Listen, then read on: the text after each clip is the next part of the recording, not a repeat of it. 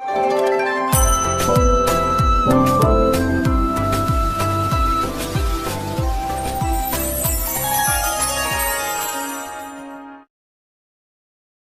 जगन्नाथ। आज आलोचना करबा केउं पात्र रे आमे भोजन कले आयुष जश विद्या आमर सब वृद्धि होता है आ केउं पात्र भोजन कले आमर आयुष हानि होता है। तो चलतु आलोचना करबा एमिति एक धातु जहाँकि आज समय रे जहाँ किणवा मध्य दुर्लभ हो जाए किंतु आग काल रे राजा महाराजा मैंने से पात्र भोजन करुले ताहा होछि सुवर्ण पात्र। सुवर्ण पात्र भोजन कले आयुष बढ़िबा सहित ज्ञानवान हेब सब प्रकार मंगल हुए।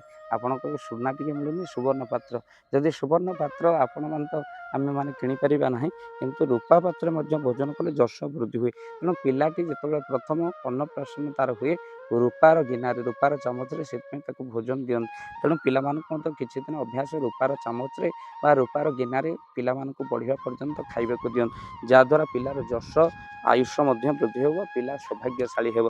कहीं प्रथम दिन 21 आनी आपणकर रूपा चामच रूपा गिनार देदेले ताकू थोईदेले ना किसी दिन आप वर्षक पर्यंत भोजन करने को दिंतु। तापर तंबा पात्र भोजन कले शरीर सुस्थ सबल रही है शरीर कांति दूर होता है गैस प्रोब्लेम दूर होता है। पितल पात्र भोजन कले आत्मा शांति होता है ता सहित आपणकर ज्ञान वृद्धि हुए। पितल भोजन कले रस पात्र भोजन कले मानसिक अस्थिरता हुए दारिद्रता देखा जाए चिंताधारा विचलित हुए। केवे भी भूल रस पात्र भोजन करतु ना रसरे रोषे कले चलो किंतु भोजन धरी खाइले जहाद्वारा आपणकर कौन हुए ना मानसिक अस्थिर सहित आपणकर रोग देखा जाए। लुहा बा स्टील पात्र भोजन कले बुद्धिनाश हुए क्रोध जागृत हुए मानसिक अशांति जागृत। आम जो बाहर जाए स्टील पात्र सब खाऊँ लुहा पात्र खाऊँ जहाद्वारा आम देखो अशांति लगी रोचे सहित बुद्धिनाश होपर आउ गोटे जिनस अच्छी जहाँ भोजन कले बहुत शांति सहित आयु वृद्धि हुए कदली पत्र। कदली पत्र भोजन कले आयु वृद्धि हुए मानसिक शांति हेल्ले भूल रे कदली पत्र केवे आमिष भोजन करतु ना जहाँ दरिद्रता देखा जाए आउ तो सहित आपण को रोग माड़ी आसे रोग प्रतिरोधक नष्ट कर दिए। तेणु कदली पत्र भूल रे आमिष भोजन करतु ना शाल पत्र भोजन कले आयुष वृद्धि होगा सहित आपण मानकर कौन हुए कीर्ति बढ़ी था। तेणु पद्मपत्र भोजन कले पेट जनित समस्या दूर होता है।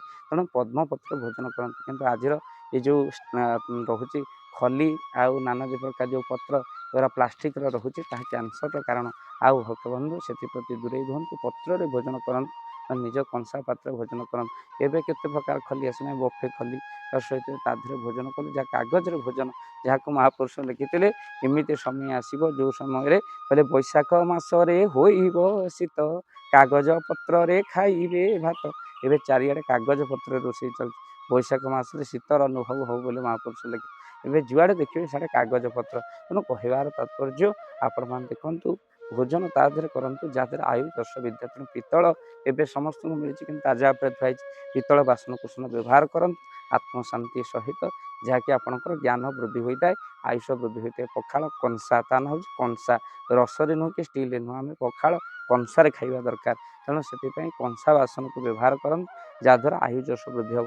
अनेक एक पाश्चात्य सभ्यता भितर पशि एक कथा जानते आपन को निवेदन रहा ये वीडियो को निश्चिंत आपण परिवार जन बाहर रोकथिबा लोक समस्त पाखे वीडियो लिंक शेयर करूँ हे तो से निश्चिंत बदलिए। आउ तत्सहित आउ एक पात्र छाड़देलु जहाँ आत्मा आनंद सहित रोग प्रतिरोधक शक्ति बढ़े ता हूँ माटी पात्र। माटी पात्र भोजन कले आत्मा शांति बढ़े आउ तत्सहित रोग प्रतिरोधक शक्ति बढ़े। माटी पात्र रोषे माटी पात्र अभ्यास आप करते महाप्रभु जगन्नाथ देखु माटी रोषे माटी भोजन जगत किए शिक्षा देते। तेणु माटी को भल पातु माँ को भल पातु माटी निजे प्रभु खाई द्वापर जुगरे यही माटी को भल पाई महाप्रभु अधरपणा नीति अनुष्ठित करती माटी को मुहरे अधर चुंबित पणा को पियंती से माटी को मुख पर्यंत लगे आउ तुम्बा को तो सहित निजे माटीर पुरुआरे भोजन कर माटी को भल पातु माँ पे जीवन से माटी नुहे माटी पर माँ को भल पातु जी नुहे मार सी नुह कहार। तेणु से ये वीडियो को शेयर करूँ। जय जगन्नाथ जय पंचशखा। जय जगन्नाथ। धन अर्जन धर्म करी धर्मे प्राप्त नरहरि। आपण उपार्जित धन को जदि धर्म कार्य लगेवाई चाहूँगी किसी असहाय असुस्थ व्यक्ति पाखे आम प्रतिदिन पहुँचू आउ किसी सहयोग करूँ जदि आपणकर से गुंडुची मूषा भली दान से कार्य लगे चाहूँगी स्क्रीन रे चली ए नंबर रे एबे कॉल करंतु आमे दबु आपनको फोन पे नंबर आपनकर जेतिकी समर्थ रही सामर्थ्य अनुसार आपण प्रदान करेंगे आपणकर अर्थ राशि एबे आपण जानिके आनंदित हेबे। गोटी एम्बुलेंस किणा जाइछि केवल रोगी सेवा पई जदि आपणकर किछि अर्थ से एम्बुलेंस पई आपण सहयोग करबा पई चाहंती तो एबे कॉल करंतु एही नंबर रे आपनको अशेष अशेष धन्यवाद। जय जगन्नाथ।